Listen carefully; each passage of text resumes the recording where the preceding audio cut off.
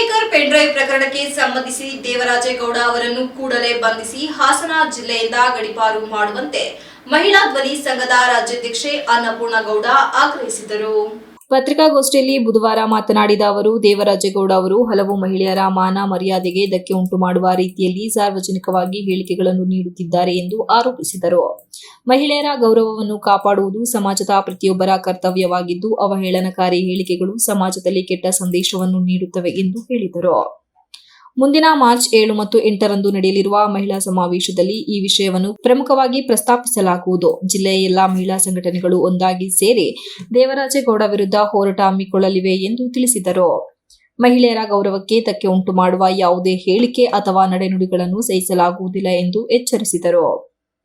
ತಮ್ಮ ವಿರುದ್ಧವೂ ಪೂರ್ವಾಪರ ತಿಳಿಯದೆ ರಾಜಕೀಯ ದ್ವೇಷದಿಂದ ಆರೋಪಗಳನ್ನು ಮಾಡಲಾಗಿದೆ ಎಂದು ಹೇಳಿದ ಅನ್ನಪೂರ್ಣಗೌಡ, ಯಾವುದೇ ಮಹಿಳೆಯ ಬಗ್ಗೆ ತೀರಾ ಹೀನಾಯ ಹಾಗೂ ಅವಾಚ್ಯ ಶಬ್ದಗಳನ್ನು ಬಳಸುವುದು ಅಕ್ಷಮ್ಯ ಎಂದು ಖಂಡಿಸಿದರು. ಇಂತಹ ಹೇಳಿಕೆಗಳನ್ನು ಮುಂದುವರೆಸಿದರೆ ಕಾನೂನು ಹೋರಾಟದ ಜೊತೆಗೆ ಸಾರ್ವಜನಿಕ ಮಟ್ಟದಲ್ಲೂ ತೀವ್ರ ಪ್ರತಿಭಟನೆ ನಡೆಸಲಾಗುವುದು ಎಂದು ಹೇಳಿದರು.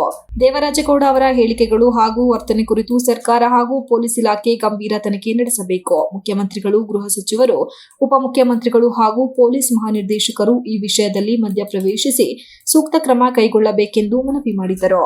ಜಿಲ್ಲೆಯ ಮಹಿಳೆಯರ ಭದ್ರತೆ ಮತ್ತು ಗೌರವವನ್ನು ಕಾಪಾಡುವ ದೃಷ್ಟಿಯಿಂದ ಕಟ್ಟುನಿಟ್ಟಿನ ಕ್ರಮ ಅಗತ್ಯವಿದೆ ಎಂದು ಅವರು ಒತ್ತಾಯಿಸಿದರು.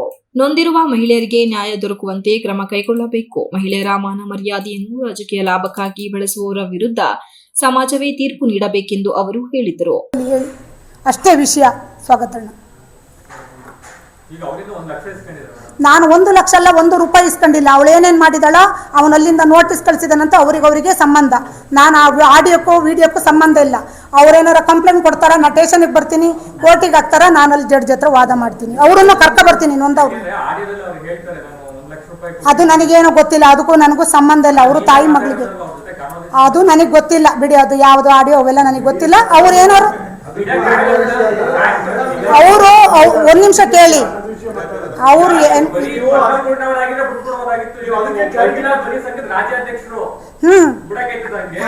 ಆಯ್ತು ನೋಡಿ ನಾನು ಜನ ಅಲ್ಲ, ಅದಕ್ಕೂ ನನಗೂ ಸಂಬಂಧ ಇಲ್ಲ. ತೊಂದರೆ ಸ್ಟೇಷನ್ಗೆ ತರಲಿ, ನಾನು ಕೂತ್ಕೋತೀನಿ, ನನ್ನ ಮೇಲೆ FIR ಮಾಡಿಸ್ಲಿ, ನಾನು ಬರ್ತೀನಿ, ಕೋರ್ಟಿಗೆ ಬರ್ತಾಳ ಬರಲಿ, ಅದನ್ನ ಎದುರಿಸಕ್ಕೆ ಅನ್ಪೂರ್ಣಮ್ಮ ರೆಡಿ.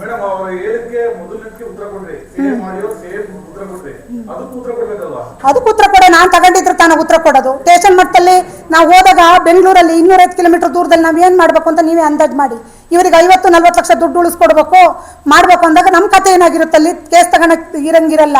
ಬಂದು ಮನೆಗೆ ದಮ್ಮಾಯಿ ಗುಡ್ಡಿ ಹಾಕಿರ್ತಾಳೆ, ಅಲ್ಲಿ ಬಂದು ಅಕ್ಕ ನಿಮ್ಮ ಕಾಲಿಡ್ತೀನಿ ಅದೇನಾರು ಆಗಲಿ ಅಂತ. ಇಲ್ಲಿ ಅನ್ಪೂರ್ಣಮ್ಮನ ಬಗ್ಗಿಸ್ಬೇಕು ಅಂತ ಬಂದ್ರೆ ಆಗ್ತದ? ಇಂಥವನ್ನೆಲ್ಲ 25 ವರ್ಷದ ಹಿಂದಿನ ನಾನು ನೋಡಿನಿ ಬಿಡಿ. ಪತ್ರಿಕಾಗೋಷ್ಠಿಯಲ್ಲಿ ಮಹಿಳಾ ಮುಖಂಡರಾದ ರತ್ನಮ್ಮ, ಶಶಿಕಲಾ, ಜ್ಯೋತಿ, ರೇಣುಕಾ ಸೇರಿದಂತೆ ಇತರರು ಉಪಸ್ಥಿತರಿದ್ದರು. Srinivas, TV 46 news Kannada, Hassan.